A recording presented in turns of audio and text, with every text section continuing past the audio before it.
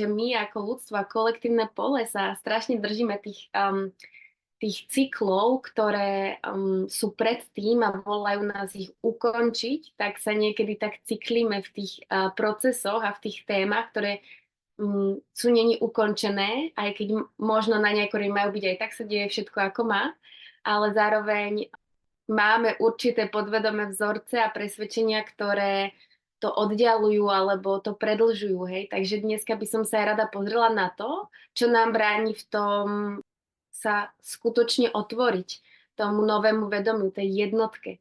A práve dneska to môže byť aj na nejakej rovni taká práčka, kde nám to jasne ukáže, kde ešte sa držíme toho starého konštruktu, toho starého vedomia v nás. Keď sa pozriete na to, keď máme v sebe frustráciu alebo obrovský chaos, tak to pramení podvedome s vnútorným dieťaťom, ktoré sa cítilo bezmocné a ono tam zostalo. Hej, to je rola obete. Keď máte tyrana obeť, tak obeť je spojená s tým, s našou spomienkou, kde ako deti sme boli v toxickom prostredí, z ktorého sme nemohli utiecť, pretože sme tam boli ako deti a my sme nemali na výber. A my sme si tam zapísali v podvedomí, že toxické prostredie a niečo, čo nás ničí alebo čo nám robí, čo nám škodí, je prirodzené.